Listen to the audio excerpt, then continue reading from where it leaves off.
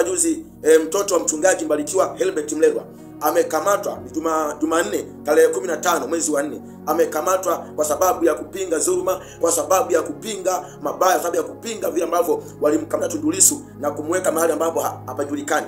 Alikamatwa kwa sababu ya kukemea pendekezo la serikali au nchi itambuliwe kwa sababu ya mziki wa singeli, mziki wa malaya, mziki wa wahuni, mziki wa wazinzi, mziki wa watu walioshindikana, waliolaniwa, wanacheza wako uchi, wanacheza vigodoro, wanashikana mambo ya zinaa.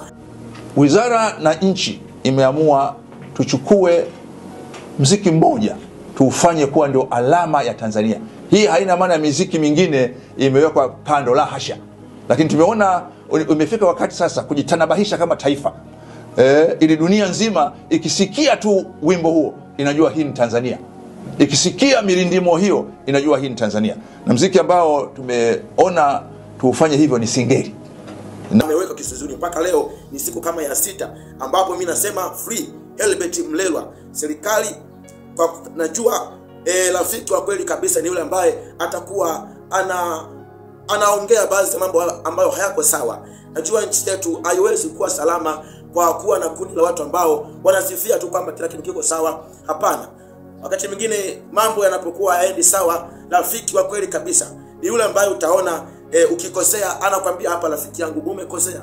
Hayo ndio maisha, na kwa maisha kama hayo tutakuwa salama kama taifa. Lakini hali ya kutekana, mtu anapoongea tu, anapokemea ubaya fulani, anapokemea maamuzi fulani ya hovyo juu ya nchi, juu ya serikali au viongozi wetu, mnakimbilia kutuma majeshi ya polisi kumkamata. Hapana nchi yangu, hapana viongozi wangu, nchi yetu haitakuwa salama.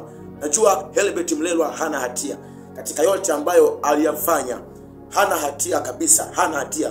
Kwa sababu kwa mujibu wa Biblia hiyo ndio kuhubiri injili. Kwa sababu gani? Sikia maandiko haya katika Luka 13, Luka mtakatifu sura 13 mstari wa 31 mpaka 32.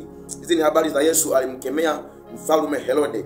Sikia, inasema kwamba saa ile Mafarisayo wa kadha walimwendea wakamwambia, toka hapa uende mahali pengine kwa sababu Herode anataka kukuua. Herode anakuwinda, anataka kukuua. Aliwajibu nini? 32. Akawaambia, nendeni mkamwambie yule mbweha, tazama leo na kesho natoa pepo na kuponya wagonjwa, siku ya 3 nakamilishwa. Yesu aliposikia habari za kwamba mfalme Herode anakuwinda kukamate, hakunyamaza. Aliwaambia kwamba nendeni mkamwambie yule mbweha. Sasa hapa ni mfalme anakemewa tena kwa lugha ya kuitwa jina la mnyama. Sikia Yohana sura ya 3 mstari wa 18. Anasema kwamba basi kwa maonyo mengi aliwahubiri watu, lakini mfalme Herode alipokaripiwa naye kwa ajili ya Herodia mke wa nduguye na maovu yote aliyoyafanya Herode, aliongeza na hili juu ya yote, alimfunga Yohana Mbatizaji. Sasa unaona hapa Herode alipokamewa na Yohana Mbatizaji, alimfunga, alimweka kizuizini. Injili ni kukemea uovu bila kujalisha anayefanya huo ubaya ni nani, hata kama awe ni rais au mtawala wa nchi, kiongozi yoyote serikalini, kwa sababu ubaya ndio ambao utaleta namna ya uharibifu kwenye jamii. Unapoona pengine nchi ya Tanzania hatuna amani, ni kwa sababu ya mabaya au wabaya ni wengi juu ya nchi. Unapoona majanga, mvua zinyeshi na namna nyingi za ajali na vifo, ni kwamba hiyo ndio kutokukosekana amani, kwamba hatuishi kwa haki, hatuishi, watu wamezidisha mabaya, watu wanafanya mabaya. Hivyo mhubiri wa injili alipotokea ni kwamba alianza kuweka sawa baadhi ya mambo ambayo hayako sawa. Sikia hii pia Danieli sura ya 4 mstari wa 27. Anasema kwamba kwa sababu hiyo, mfalme, shauri langu lipate kibali kwako, ukaache dhambi zako kwa kutenda haki, ukaache maovu yako kwa kuhurumia maskini, huenda ukapata kuzidishwa siku zako za kukaa raha.